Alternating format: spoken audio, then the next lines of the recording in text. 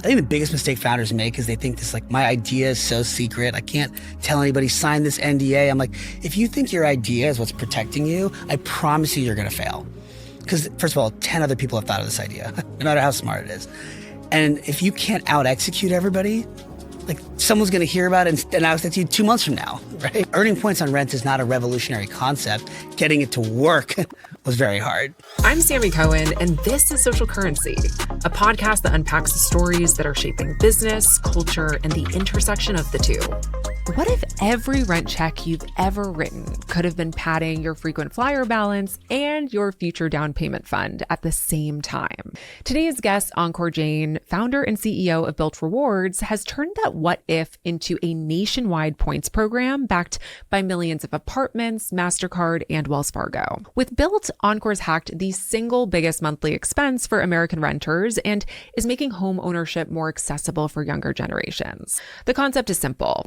Bilt enables people to earn rewards points for paying their rent. But the execution of this is very complicated. Ankur has had to work with renters, landlords, real estate companies, governments, local businesses, airlines, restaurants, hotel chains, and more to get the business up and running. And just last week, Bilt announced that they had raised an additional $250 million in funding, valuing their company at $10.75 billion. Ankur is also the founder of Kairos, a venture studio that spins up companies aimed at making life's necessities, housing, healthcare, even transportation, actually affordable. Today, we talk about how he pulled off such a complex model with Bilt, why he thinks it's good to work with friends, and why he thinks that building in stealth is overrated. And of course, I had to talk to him about his epic wedding, which happened last year at the Great Pyramids of Giza.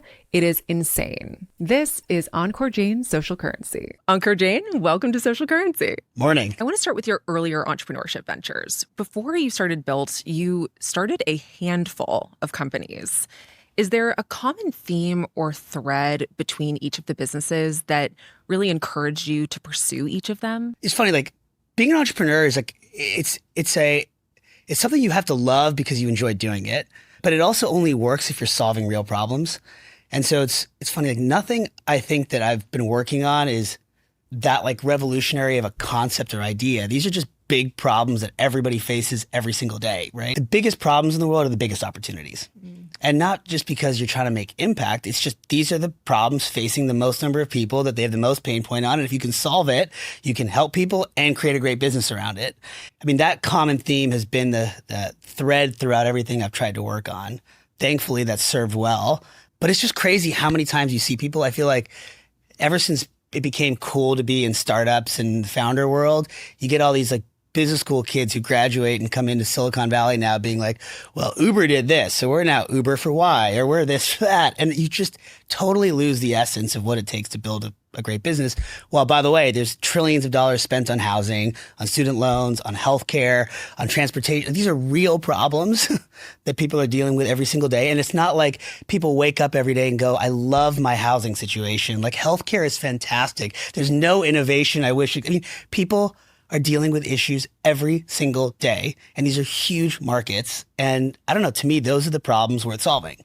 And I completely agree with you. I think those big, really thorny problems are the ones that are also the most intimidating to founders, right? So you think so?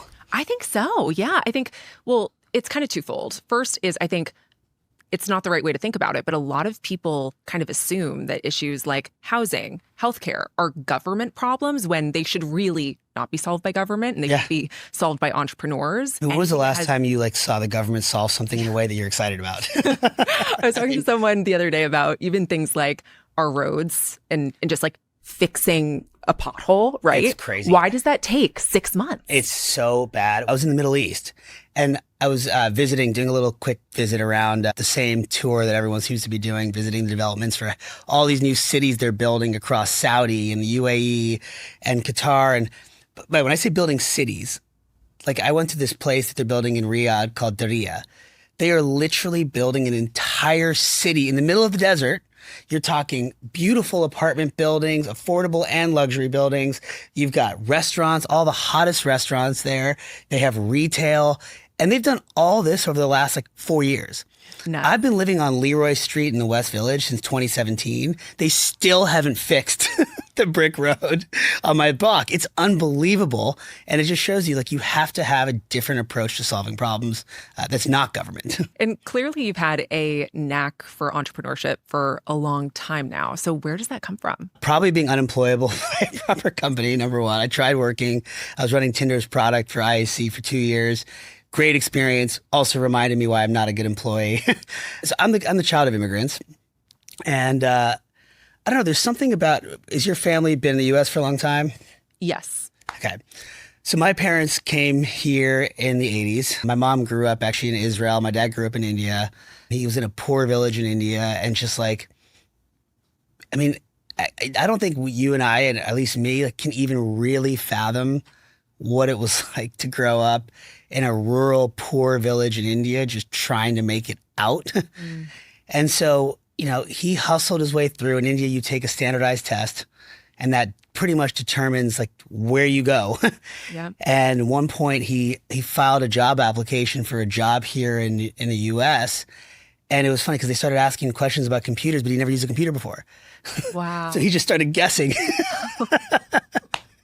And he got the job and, came to New Jersey, aka the home of Indians coming to America. Yeah. And began his career here. And I think that hustle and just fight to survive and get out, when you grow up around that, it's just embedded in how you think. Mm-hmm. That's why so many entrepreneurs are immigrants, because they truly understand what it's like to build something from the ground up in their personal lives and their work lives, in all aspects of their life. And willing to take risks for the long term. I think one of the things that I'm so thankful for in the immigrant culture is, everything our parents did was to create a better life for our kids and their future grandkids. And that was this mindset that I think sometimes gets lost. And it's something I think, great founders, I think I've learned from them, they think the same way. They're thinking, how do I build a company for 10 years, 20 years, 30 years, which is also why I don't love the venture capital model, because they have, especially the traditional guys, they're looking at this as, how can I make a markup and sell and flip the company in 5 years? You can't build a great business platform if you're thinking in such short-term windows. Yeah, the misaligned incentives, 100%. It's crazy to me. And I will be interested to see if how many VC firms are still relevant. It's very trendy now. It's very trendy. Especially on social media. It's very much. Are you announcing a new fund? You heard it here first. Yeah. Definitely not. So in 2018, that's when you started working on Bilt Rewards. So what problem were you trying to solve when you started the company? So if you take a step back, I had just been running Tinder's product for 2 years. I had sold my first company to IAC. They're a conglomerate that own a bunch of different entities. And as part of that acquisition, they put me in charge of the product of the Tinder group, which they owned. And it was an amazing experience. We grew that into the largest dating app in the world. And it was fun. Just to create products that change people's behavior in real life and help bring, tens of millions of people together was exciting. But after 2 years, there's only so much optimization you can do to swiping right and swiping left. And it just was time to go back to my roots of, how do you solve problems? And I'll never forget, and I've shared this story before, but I was in San Francisco, which has become a total shithole. And it's unfortunate because there's so much talent there and so much ideas. But the problem was, it lost its way. Mm-hmm. And it was 2017. I had just left Tinder, thinking about what I'm going to do next.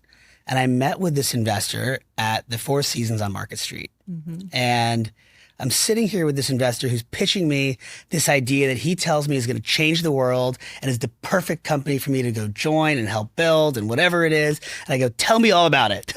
And he goes, these guys have figured out how to put purses on the blockchain so that you can have a unique digital Prada bag just for you. I go, sorry, what? And I remember being so taken aback that this company, first of all, was raising $100 million. And I walk outside on Market Street, which is the main artery of San Francisco downtown. And it was like a Time magazine cover shot. You had, in the middle of the street, Bird scooters had just raised hundreds of millions of dollars. I don't understand why still. And there was a homeless person butt naked humping a bird scooter on Market Street, stopping traffic while like a line of Teslas and other cars are like honking, trying to get through it. I'm like, this is San Francisco in a nutshell. You have the worst healthcare crisis. You have a huge challenge with housing affordability and all of these challenges right in front of your backyard while you're pitching $100 million investments into digital Prada bags. I mean, it's like baffling to me how this disconnect happens. Yeah, there's like, it's either cognitive dissonance of like, hey, we have these massive problems, but we're trying to not look at them because they're too hard or whatever. But I think it's also kind of dystopian when you're there, especially when you're in those areas that are particularly rough. And then just as you said, the juxtaposition of being in that environment where it's just the living situation is spinning out. And then 100%. you go into a VC meeting and they're pitching you on something that's completely irrelevant. I think this is the problem with single dimensional cities. It's one of the reasons why I love New York and having been here now is and New York, by the way, is its own bubble, right? But in San Francisco and in Washington, D.C. has this problem too. When everybody's in the same industry, there is such an echo chamber that gets created. It's like the worst of social media combined into one like microcosm of a city. And so everybody's talking points, all you hear about is the same thing and you totally lose touch with the rest of the world. Like I remember, and credit, by the way, to, I think, OpenAI, because Sam has kept, it seems, a pulse on how the average consumer can use their product. Yeah. Whereas every other company thinks about, well, this startup is doing X, so we need to be different from them. And then they go try to like differentiate against a product, forgetting that 95% of the population has never even used V1 of this, right? And so you're now 6 steps of differentiation away without actually remembering that the core customer base hasn't even understood how to leverage this product in the first place. How did you navigate the chicken and the egg problem of needing both landlords and renters to make the platform work? Because I'd imagine that when you go to one side, they're like, hey, where's the other side? So How did you navigate? So maybe taking a step back. So over the last couple of years, I've been working on a company called Bilt. The idea was housing is the biggest expense for people around the world, and especially here in the United States. Rent prices are soaring. And as cost of living has gone up, there hasn't been enough innovation and change in the product experience to match that change of cost. And so we said, why is it that your biggest expense is not also the most rewarding for you, right? In terms of it should build your credit. You should earn airline miles and hotel points. It should give you access to cool things when you pay that. It's like renting should be like a membership fee that gives you access to your neighborhood, right? I mean, that's like these things that, it's your home, right? And yet it really hasn't changed at all in decades. And so we started saying, can we flip the model on its head? And it took us years, but today, Bilt is the largest housing platform in the United States. Right, we reward people for paying their rent on time, and we have built an ecosystem that gives you benefits in your neighborhood based on where you live, right? And so all of a sudden, choosing your next home is rewarding. It's exciting. It builds your credit. It gives you access to travel for free, and it gives you all these amazing benefits in the neighborhood. Today, we do, this year we'll do over $100 billion of housing spend through the platform. But getting here, if you go back, was like, it took us 3.5 years just to launch the first product. And to your point, it was so hard to get this chicken and egg problem if anybody signed on. I mean, we wanted to partner with landlords and property owners, and they go, sorry, you're a startup and you want to take over our loyalty and payments platform? Like, who do you think you are? Right? Yeah. And then you try to go to airlines and say, we'd like to partner with you to get people to earn airline miles on paying their rent. And they go, how many homes do you have? And so you have this challenge. And we spent 2 years pitching it and kind of refining different things. And there's some crazy stories in that period. But honestly, it was that moment in COVID when everything kind of flipped. And, every crisis also creates new opportunities, right? And this industry that had been a little bit maybe comfortable, right? The airlines had just assumed they could be full all the time and there was no risk to their business model and why do anything new? And housing kind of had a status quo. All of a sudden, property owners are worried about, are people going to pay their rent on time? Like, are people even going to rent in cities anymore? Airlines were worried if people were ever going to fly again, right? And it was this weird moment in time where everything kind of stopped at the same time. And I started getting calls back from both airlines, hotels, merchants, property owners, all within the period of a month or two. I'd been pitching for 2 years. Wow. And once you get the first couple on board, the rest goes. Do you remember that moment when you got that first landlord to sign on? Yeah, I mean, it was it wasn't as clean and clear. You get the yes, but then you get to the teams and they say no. We started actually the company because we couldn't get traction with landlords. We tried to go direct to consumer at first. So we actually said, like, you never want to be stopped because someone says no in the startup, right? So the question was, if we know we want to reward people on rent and we're getting blocked by signing up these owners and operators, how do we go around? Yep. Right. And so we actually started the company. The first product we launched was actually a credit card direct to consumers. And we said, we don't need to have property owners on board if I can just get a card directly in people's hands and they can earn points on rent through that. And interestingly, it was actually the combination of COVID plus that, which then saw property owners saying, wait, people care about this. People care about earning rewards on rent. Why can't all of my residents have a loyalty program regardless of how they pay, right? If they pay me by bank, ACH, or check, or debit card, hey, Bilt, can you work with us to give a rewards program for all of our customers?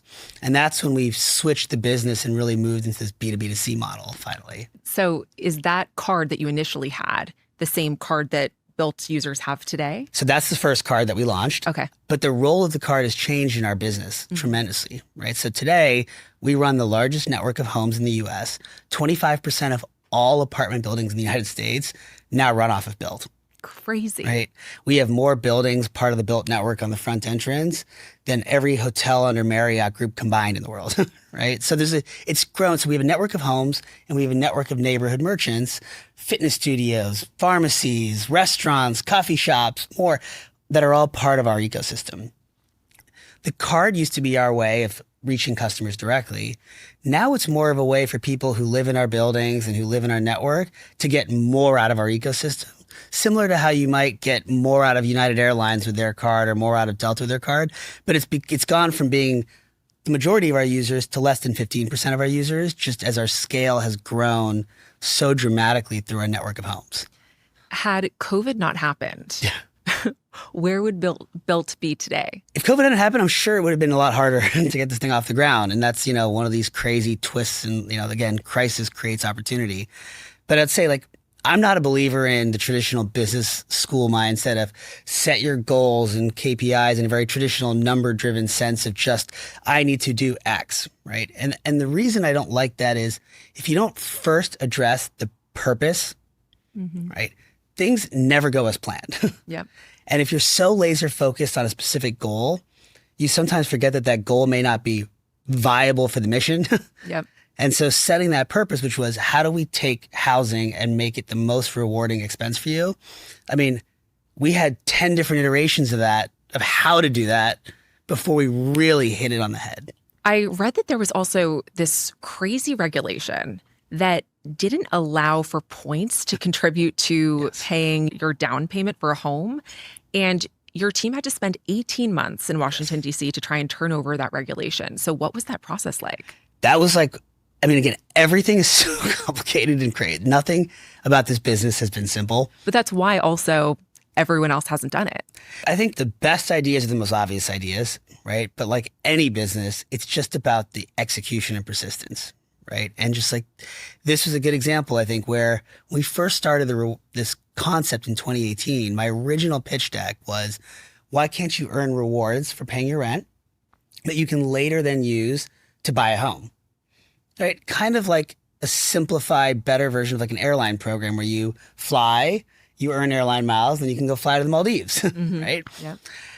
I thought that was a pretty straightforward, simple concept until our lawyers called us and said, hey, this is like 6 months into working on this concept.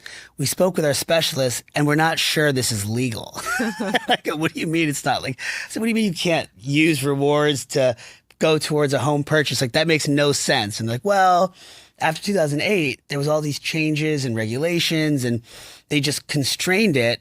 And when they were writing up specific guidelines, this is the problem with government, right? They write specific guidelines on what you can use towards buying a home because they were trying to prevent all the abuse, which there was, by the way, leading up to '08, a lot of abuse. Mm-hmm.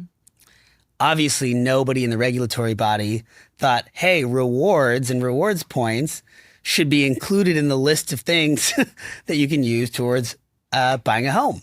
And so it became this gray area. And we were literally, we sat there and we debated, like, is it better to just leave it in the gray area and just build? And why would the government want to stop Americans from being able to access homeownership? That doesn't really make sense. But that's also a pretty big risk to take. And we didn't like that approach.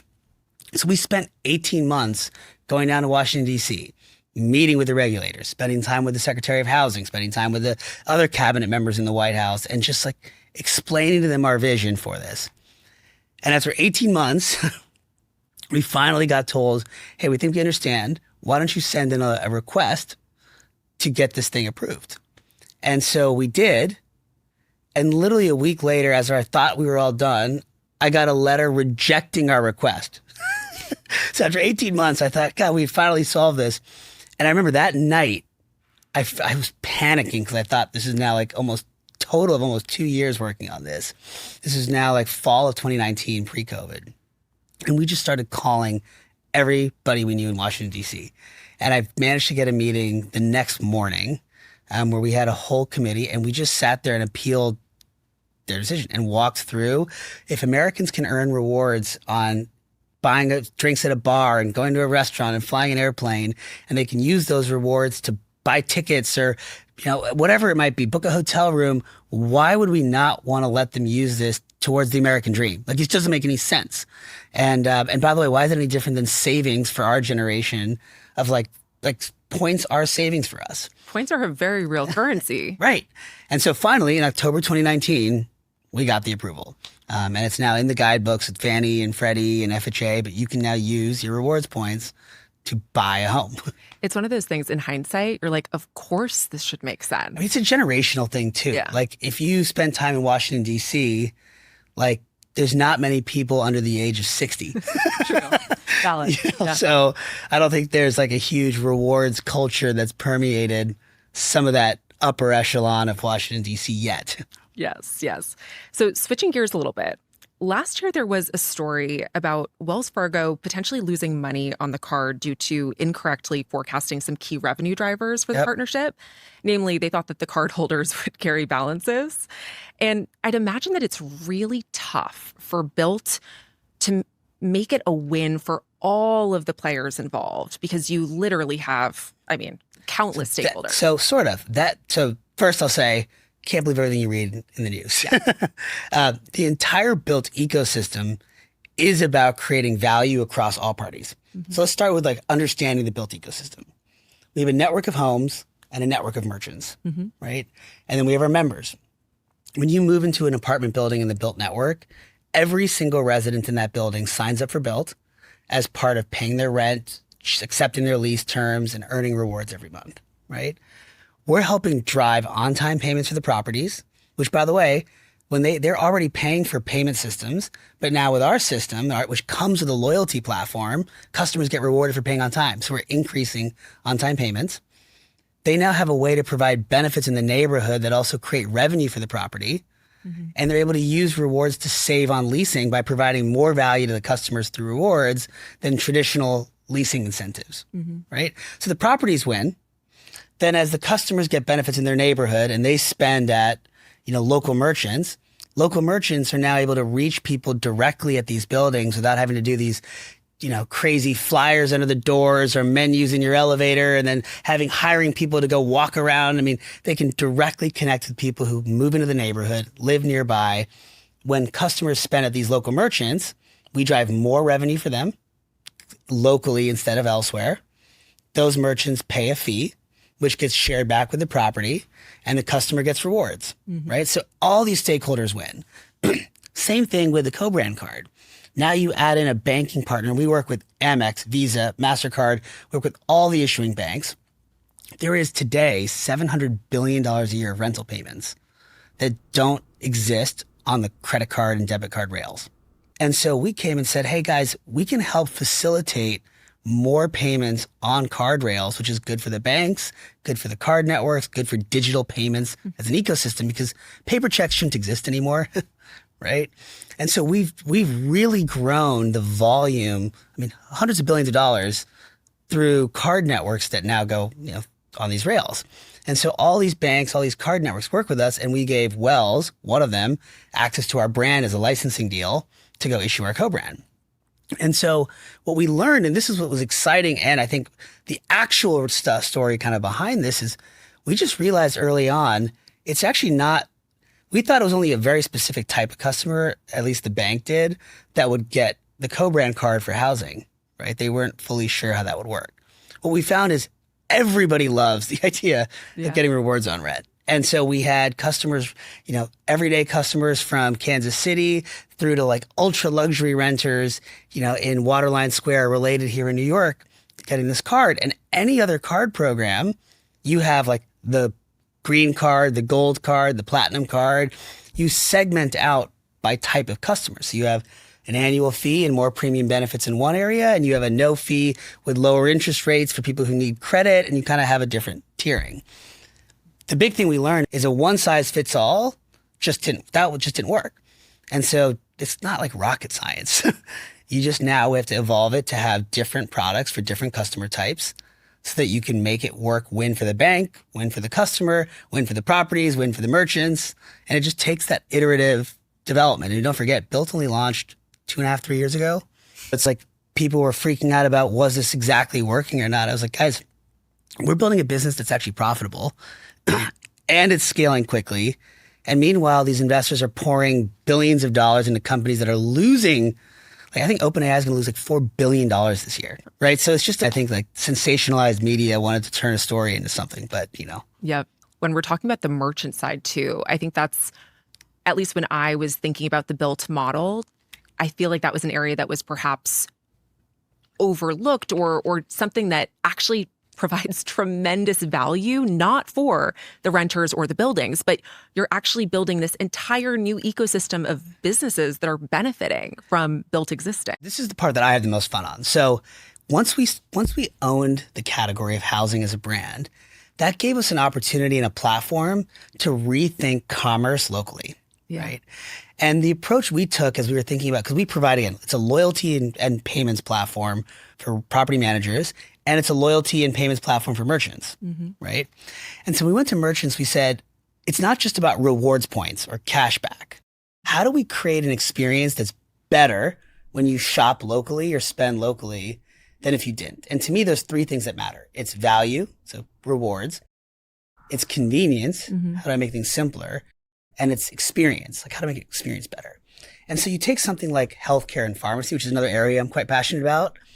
And I was looking at this, and Americans today lose $4 billion a year that they've taken out of their paychecks, put into FSA accounts, and aren't able to use because it is so painful to use your FSA accounts.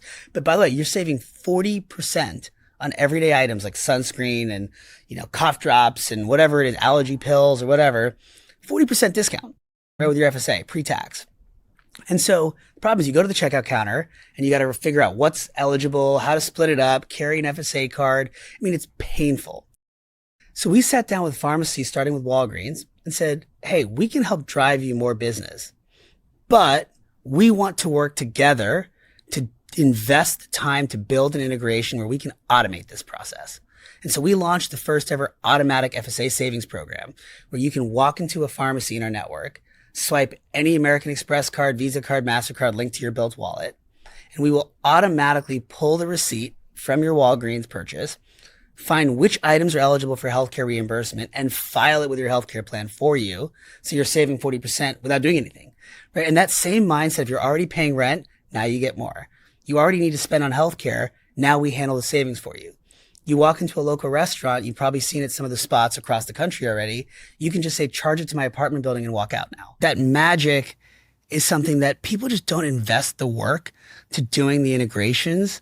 And because these businesses want access to our local buildings, they're willing to invest in these integrations to build our commerce network. And every time we add a new category and a new merchant, it just gets better. I mean, as I was joking with one of these restaurant groups yesterday, like we're plugged into all the gyms and fitness studios. So your building can offer you credits every month for your fitness class as a benefit of living at, Related. And you can then go get free classes at SoulCycle or Barry's or, whatever studio that you prefer.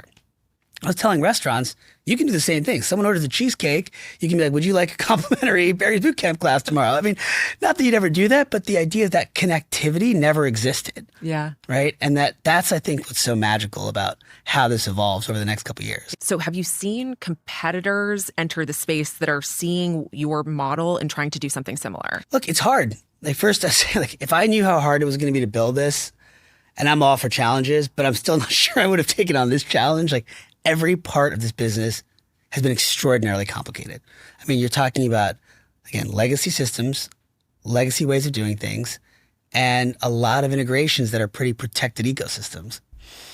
I would say that today our network and the flywheel across the network, to your point of the chicken and egg problem, has given us a really unique competitive advantage. Mm-hmm. There are a lot of companies that are trying to enter rewards or loyalty for housing or payments for housing. There's a lot of people trying to provide marketing services to restaurants or loyalty services to local fitness studios or others, but none of them can offer the network. Mm-hmm. Nobody can offer a property manager and access to the largest airline and hotel rewards ecosystem on day one. No one can offer them access to 50,000 plus merchants that are part of the network on day one. Nobody can offer a merchant access to 1 in 4 apartment buildings. The fact that we've now already created has just created a compounding effect now where, I mean, if you're a property manager and you don't use Bilt, you're kind of behind now in terms of the value you can offer to your residents. And by the way, the bottom line that you can generate for your property. I think it's hard for any other company to do that now. And tech companies like yours usually require a ton of capital to scale. And from what I understand, when you were building Bilt in the early days, your initial mentality wasn't, I'm going to go raise $100 million from venture capital. But I'm curious to hear your perspective now as you're scaling Bilt. What's your point of view on fundraising? So I have a pretty strong opinion on this. I am not a huge fan of venture capitalists, especially early in your business. Mm-hmm. So we have raised actually today a lot of capital, almost $500 million of capital. We have most of that still sitting in the bank. And part of the reason we've been able to do that is because we didn't raise venture capital money in the early days. We took the time to basically bootstrap this thing for the first 2 years and just try to figure out product market fit very iteratively, right? If you raise venture money, immediately it's a race to spend on growth, drive growth, get to the next markup so that your VC can go report some fake paper gain on their investment without actually taking the time to get the product right. And then when we did start raising capital, we were super intentional about only raising money from our commercial strategic partners. Because nowadays, I mean, look, 15 years ago, big companies like real estate businesses would never have invested in tech. It wasn't part of their thing. We're lucky enough now over the last 5 years, every organization is willing to make strategic investments in new companies, startups that can benefit their ecosystem. That's become a thing. So when you're looking at raising capital, like you're actually giving up ownership in your business, right? And people forget this. They think it's like, oh, I raised money, success. It's like you're really giving ownership in your business for the next 50 years to somebody. And the question is that person aligned with your long-term goals or are they just capital, right? And so more and more to me, the idea of just bringing on a venture firm doesn't make any sense. Yeah. To this day, we started off with local New York landlords. Then we brought in the big public REITs like the Avalon Bays and Equity Residentials and the Blackstones of the world.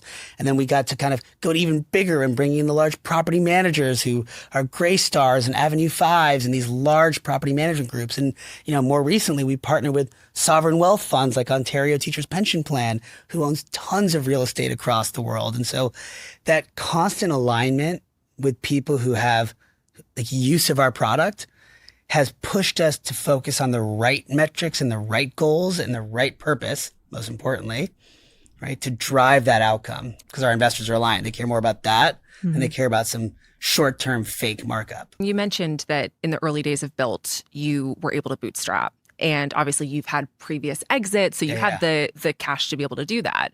What's your advice for founders who have this big idea and they want to start it, but they're not in the position where they can bootstrap? Because on one hand, you're saying, don't raise what do you mean capital. You can't bootstrap? Like, a lot of this is like look, Gates famously pitched Microsoft Windows before, or I guess at the time it was MS-DOS, before it existed, right? Like, you can find ways to test product market fit, get out there, pitch customers. Like, people that have this, like, I think the biggest mistake founders make is they think this, like, my idea is so secret, I can't tell anybody, sign this NDA. I'm like, if you think your idea is what's protecting you, I promise you're going to fail.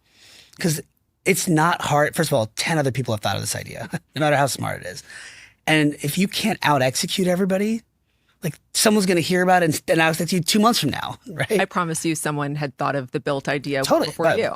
Earning points on rent is not a revolutionary concept. Getting it to work was very hard. Totally. Right?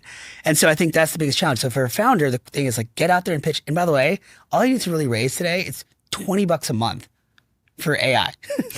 I mean, my wife's starting her first company right now she's in the fitness space. She's like a celebrity fitness instructor, but she's working on a new product line. And her business partner is AI. Yeah. Like, she's designed her pitch decks. She's done her research on she's doing a product line with, like, in the apparel space on all the new fabrics, how to find manufacturers, how to help her negotiate contracts. Like, it's pretty amazing how far you can go on $20 a month. Oh yeah. ChatGPT is my personal assistant. It's unbelievable. 100%. If you had unlimited capital, what's one big crazy idea that you would launch through either Bilt or Kairos? I mean, I feel like we're pretty lucky at Bilt now. We kind of have access to unlimited capital, and I don't know what to do in terms of throwing it around. We have hundreds of millions of dollars in the bank today, right? So it's not about capital, in my opinion. I actually don't think that capital is the solution to this stuff. It gives you a good, safety net, which is always important, and it gives you the ability, if you have to make bets on things that might take time to develop. I think that's probably the best benefit of having capital, is you can really invest in the long term without worrying about month to month paychecks, which we also have been lucky enough not to have to worry about. But the biggest thing to me is just, like, if we can crack this connectivity across a couple more categories, like, we're plugged into restaurants now. We're plugged into pharmacies.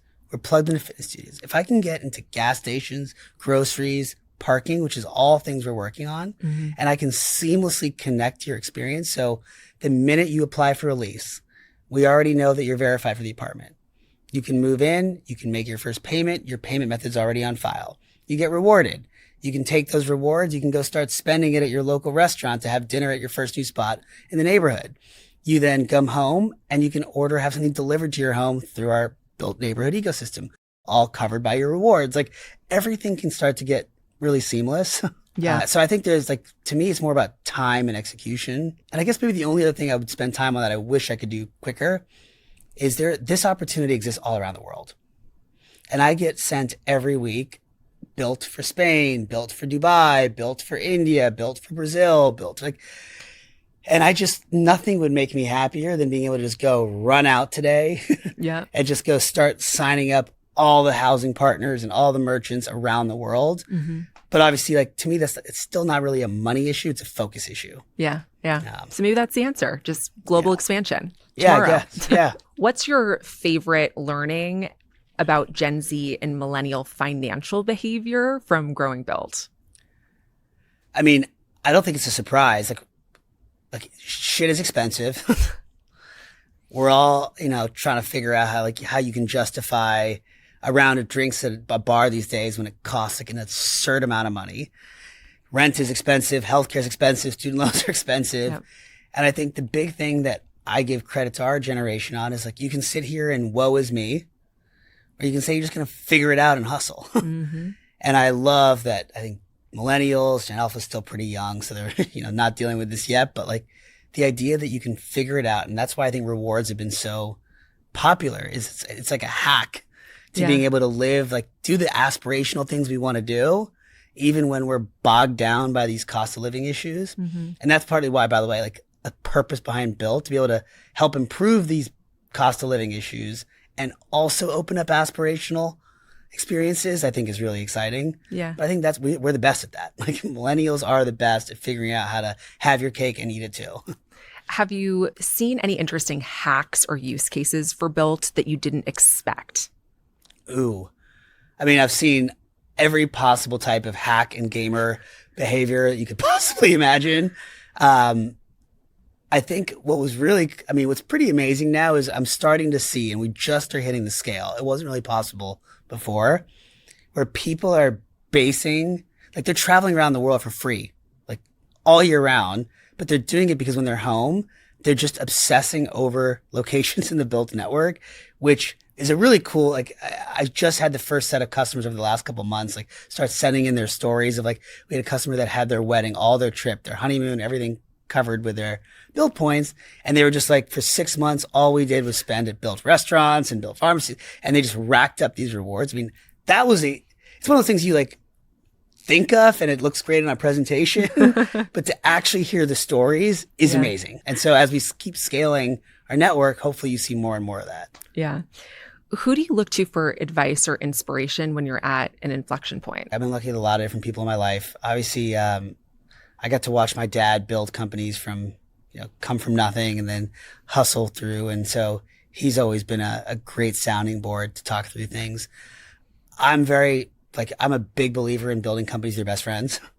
I don't subscribe to this philosophy of don't work with friends. I'm the opposite. I only will work with people I trust and like. And it's, my general philosophy is like, you can always hire mercenaries to go execute on X, Y, Z. You can't hire a partner. Right. And so if you're lucky enough to have a partner who's also your closest friends, you can just do so much more. You go through the ups and the downs together. You survive the downs because you can laugh about it even when it's crappy and terrible, and you can celebrate the wins together, and they understand what you're doing. You never feel like it's work life, like you're hanging out with your friends, you're building things. And honestly, that becomes the best inspiration because you're never afraid to talk through anything. Because sometimes if you have just like hired guns, you're worried sometimes about opening up on the vulnerabilities of the business because you don't want to lose them and spook them and whatever. You don't have to worry about that when your partners are your best friends. Yeah. And you can just talk through stuff and figure it out and go. Yeah. Okay. Last questions. Yes. These are the questions I ask every guest. Can you share a system that you have in place that benefits your career or business? I mean, so my biggest fear as Bilt has grown is that I see so many tech companies that were so innovative at one point, and I work with them now, and they are so bureaucratic and ginormous. And it's like, how did you become IBM? Right. And I think what happens is like, as companies grow, they try to solve problems by just throwing bodies at it. Right. And they start creating committees and everybody wants to be a manager and have all these layers. And I am scared shitless of that ever happening at Bilt. And I remind the team and myself, like every week at our all hands, like what are any little things that we've seen that remind me of that big company mentality? And so today we operate the company, and this is like an experiment, which I'm betting on big, but we run the company in mini business lines we call pods. And every pod is capped at 25 people. And they run an end-to-end part of our business they have their own back-end engineers, their own front-end engineers, their own head of marketing, their own product designer, their own GM. They sit together, they work together. There's no functional departments at Bilt. Because I think what happens, you get a functional, all of a sudden, I hear this all the time. People are like, well, engineering doesn't have resources. Engineering can't prioritize this. And it's like this, you start creating these politics and walls within these organizations. And so we've tried to say, you're a mini startup. You sit together, you set your own priorities. You have your own team. The engineers sit with the product designers and product managers and GM to decide those priorities. Yeah. Right. Yeah. And so you're all bought in the same way we were when the whole company was 25 people. Right. So we're betting big on that. I think it's been very successful for us that we move fast. People feel ownership. You never feel lost. Like every single person on the team knows exactly what part of our product succeeds or fails because of them. So I don't know. We'll see. But that's like a big thing that is my biggest fear. Yeah. How do you protect this culture, protect that mindset? And I'm hoping that structurally this, self-contained business units with my job really being about driving that consistent prioritization across the business units to stay aligned on a single kind of, mission will help us accomplish that. All right. Now we're going to the social currency corner where I get your input on a trend or story or idea that's impacting business and culture. So what does the future of living look like to you in cities? Especially, we've talked a lot about how things are just so expensive now. Yeah. What does the future of living look like? Well, there's a couple of things. So let's take like maybe 10, 15 years out, right? This is a little bit more step function, right?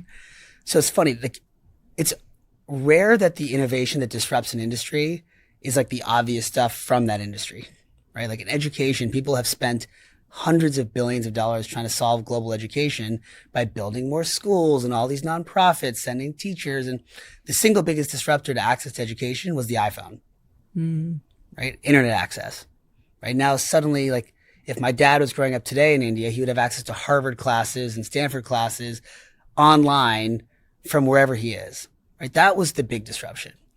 People talk about the cost of living continuously going up. People say real estate will never be cheaper. You always will. My push and if you fly, you leave JFK, you see this huge density in the city, and then it's just like empty.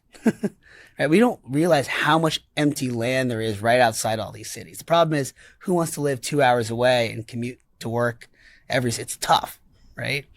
And so I think that as these new VTOL, like kind of electric, vertical takeoff and landing companies scale, and all of a sudden getting from right here where we are in downtown New York to like what's today 2 hours away, and you can do that in 10 minutes. I mean, that's faster than me getting from West Village to Upper East Side, right? And so all of a sudden you expand what's the livable radius while still being at the heart of it all. And I think that fundamentally changes housing costs and how we think about living in a pretty big way. Oh, I love that answer. Okay, last two questions. One from the listeners and a wild card from me. Okay. This actually didn't come from one listener. It came from over 50% of the people who sent in questions for you. When can people pay their regular mortgages with Bilt? It is coming. I promise. It is coming. Remember, we're not just launching like points on mortgage. When we launched rentals, like we are the full stack solution for the rental industry, right? We help people find homes. We help them present their lease offers. We do their monthly rewards. We deal all the property management for all the front office side of how they engage with their residents goes through Bilt. Mortgage is another complex beast of people who originate mortgages, brokers, people who service your payments, people who refinance your mortgage. And so we have been investing heavily in connecting all of this into a truly seamless experience. But you will see very soon, like a huge percentage of U.S. mortgages will soon be on Bilt. You will go to Bilt to see your mortgage details, to pay your mortgage, to finance your mortgage. It's going to be end to end. And when you're going from renting to buying your first home, it's going to be super seamless to be able to qualify and get your mortgage and use your points towards it. So we've been slowly rolling out and testing this across the country. Some people have seen and played with this, but it is coming. We're just doing it right. And it will be very exciting. Wildcard question from me. Yes. And this is very serious. I need you to be honest. You had a stunning wedding last year in the Great Pyramids in Egypt. Did you use... Try to go low key. You're right. Did you use your Bilt points that you've accumulated over the year to pay for the wedding? I wish I did. I don't know if I have enough Bilt points to cover that, but we were lucky. I'm all about, just like I think probably characters of our generation. I love experiences. And our feeling was, if we're going to have our friends come out and ask them to celebrate with us for our wedding, how do we create an experience that we can all remember for the rest of our lives? Right? Something that's as much about Eric and I as it is about our friends who took the time to come celebrate with us. And Eric and I love adventures. I'm a huge history geek. I love foreign policy. I've spent a lot of time in that world. I've been fortunate enough to be close with some of the government leaders across that region of the world. And so when the minister invited us to have our wedding in Egypt and helped put together the first ever, shutting down of the Giza Plateau and Dr. Zahi Hawass married us in front of the Sphinx. It was like a dream come true, but it was fun and amazing. And we took, I don't know if you know Brian Kelly, the points guy. He was on the podcast. 7 foot tall, right? Yeah. And I had him come down. We got a chance to go with the head archaeologist for Egypt to go. They opened up some of the shafts in the pyramids to give everyone a chance to see and explore some of these caverns. And it was not only amazing, but imagine 7 foot tall Brian in like a shaft, 3 feet, maybe by 3 feet, like crawling down for hundreds of yards. I mean, it was an experience money can't buy, honestly. And we were very lucky. We were just invited and thankful to be a part of that, and get that opportunity. And I think it was so much fun. That's a great note to end on. So Yes. Ankur, thank you so much for coming on. I'm going to link all the handles in the show notes, and 2 takeaways for the listeners. Obviously, if you are not using Bilt now, what are you doing? And second, if you haven't seen the People magazine photos from Ankur's wedding, please do me a favor and look at them, because you'll thank me later.